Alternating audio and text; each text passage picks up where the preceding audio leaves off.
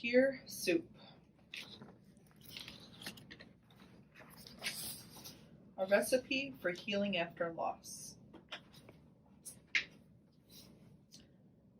There once was an old and somewhat wise woman who everyone called Grandy. She just suffered a big loss in her life. Pops, her husband, suffered the same loss, but in his own way.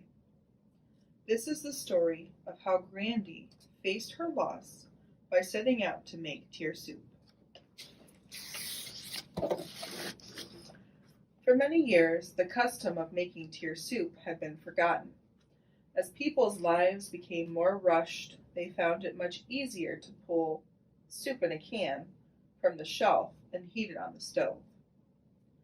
But several years ago, Grandy got a taste of a well-seasoned tear soup. One of her friends made it from scratch after her child died. As soon as Grandy tasted the rich flavor of that carefully made soup, she promised herself never again to assume that quicker was better.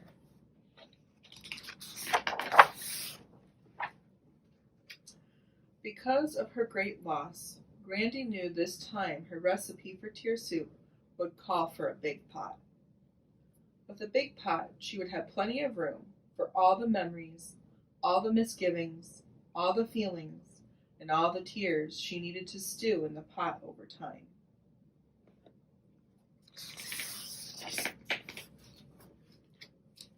She put on her apron because she knew it would get messy. It seems that grief is never clean.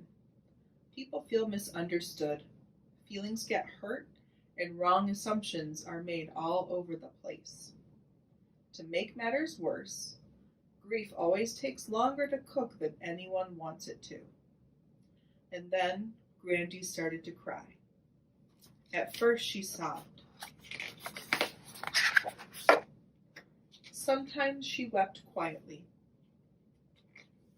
And sometimes, when she was in a safe place where no one could hear her, she even wailed.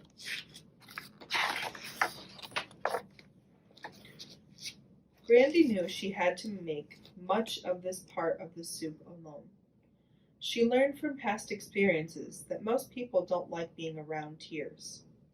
Her friends would worry if they knew just how many tears Grandy's recipe called for this time.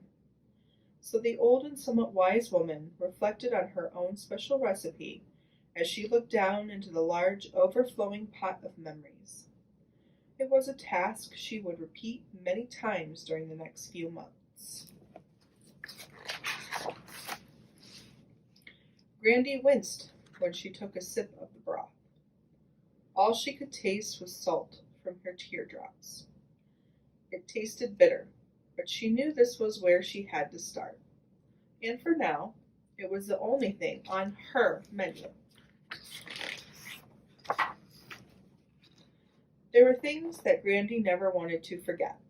These included the good times and the bad times, the silly and the sad times. With her arms full of memories, Grandy made many trips to the kitchen. One at a time, she slowly stirred all her precious and not so precious memories into the pot. But eventually, she ran out of things to add. Grandy's arms ached, and she felt stone cold and empty. There were no words that could describe the pain she was feeling. What's more, when she looked out the window, it surprised her to see how the rest of the world was going on as usual, while her world had stopped.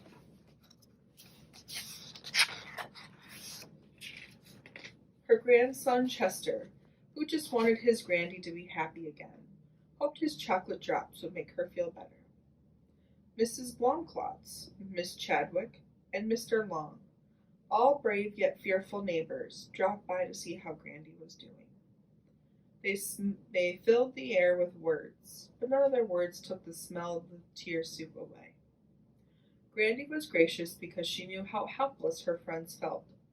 They wanted to fix her, but they couldn't. All Grandy really needed from them at that moment was a knowing look and a warm hug. There were days when Grandy hungered for a thoughtful ear. Sometimes she would ask total strangers, "Care to join me in a bowl of tear soup?"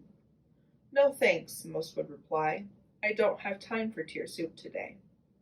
Even some of Grandy's friends hurried past her house and pretended not to notice the aroma of tear soup coming through her open door.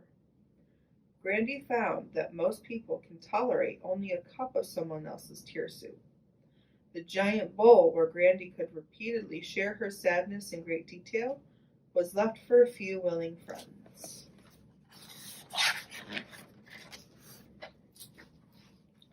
"I'm here," Midge cried. "I got here as fast as I could, and I'll be here whenever you need me. What a tragedy. I'm so sorry you're having to make such a big pot of soup." Oh, what a relief. Grandy knew she didn't have to be careful what she said around Midge. Midge wouldn't try to talk her out of anything she was feeling. And Grandy could even laugh and not worry that Midge would assume Grandy was over her grief. "Sorry I couldn't get here sooner," said Midge. "No problem," replied Grandy. "I've had plenty of help, but most of these friends will be history pretty soon. They'll be over my tragedy long before I am. I know you'll still be around." "I don't know what to say, but I'll be glad to listen," Midge said tenderly. "Come on, tell me about it while we make some bread to go along with your soup." These two friends, who had shared 1,000 laughs and just as many tears, pounded at the bread dough together. "I feel like I'm unraveling," Grandy cried. "I'm mad. I'm confused. I can't make any decisions. Nobody can make me feel good. I'm a mess. I just didn't realize it would be this hard." "Why don't we go for a walk while we wait for the bread to rise?" Midge suggested. "I know exercise is supposed to help me, but I feel like I have concrete blocks strapped to my legs." "We better not go too far, or you'll have to carry me home," moaned Grandy.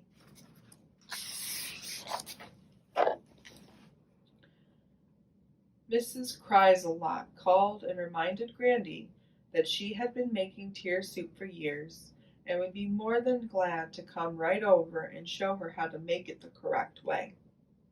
"Thanks, but no," said Grandy. "This pot has my name on it." Grandy knew better than to let Mrs. Cries-a-Lot or anyone else tell her what she should do to get through this terrible loss. Her next recipe called for some comfort food. For Grandy, this meant mashed potatoes or ice cream. Comfort food always makes you feel better, at least for a little while. It gets past that big lump in your throat when other foods can't. I think it needs some chocolate too. After all, it was her soup. Grandy kept going to church even though she was mad at God. Sometimes she yelled at God and asked why this happened. And sometimes she demanded to know where God was when she was feeling so alone. Still, Grandy trusted God, but she didn't understand God. She sensed that people in church believed that if she really had faith, she would be spared deep sorrow, anger, and loneliness. Grandy kept reminding herself to be grateful for all the emotions that God had given her. On some afternoons, people would ask questions like, "Is it soup yet?" Or, "How long is it going to take?" "You've been at this for over a month now. It's time to get out of the kitchen." Grandy fumed at the caller's advice. Grandy looked forward to getting the mail each day. She dreaded the day when no more sympathy cards would come.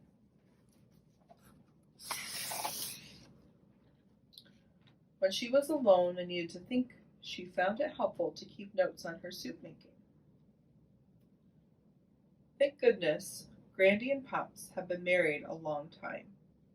They already knew each other's tear soup would be different. Secretly, Grandy wished Pops would put more flavoring in his soup, but he doesn't want to, and he's perfectly content to dine alone and sip his own soup.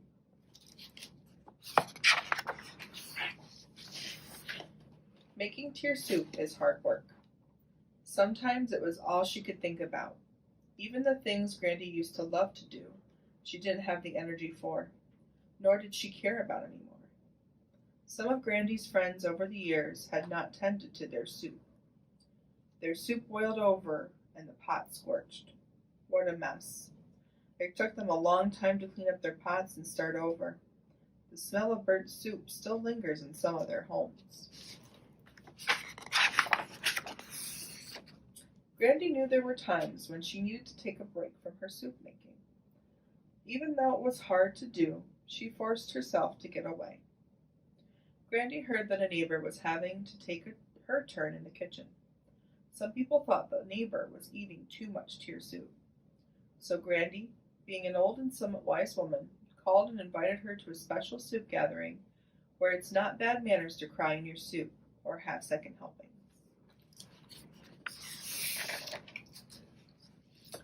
Soon the thoughtful cook sat at Grandy's table and discussed the process of making tear soup. There are some parts that require help from friends, and some parts you just have to do alone. They shared stories about soup making they wouldn't dare tell anyone else for fear of being judged a bad cook. They all laughed knowingly when Grandy remarked how on days when she was daydreaming while driving, she was glad that the car seemed to know where she wanted to go. These people had become Grandy's new best friends. One day as Grandy and Chester were going for a drive, Chester asked, "Mom says you've been making tear soup. What does she mean?" "Well, tear soup is a way for you to sort through all the different types of feelings and memories you have when you lose someone or something special. Remember when your baby brother died right before he was born and your mom sat for days holding his blanket and weeping? She was making tear soup. You made tear soup yourself by acting out your own disappointment when you shouted at Jason wishing his brother would die too. Remember when Billy's dog died and he didn't want to play with you? Not feeling like having fun is one of the ingredients of tear soup also. And remember when Aunt Meg got divorced and they had to move? There was a lot of tear soup simmering in that house."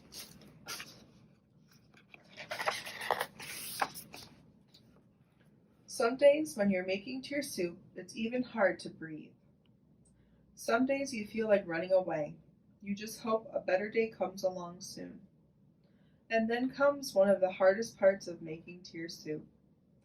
It's when you decide it may be okay to eat something instead of soup all the time.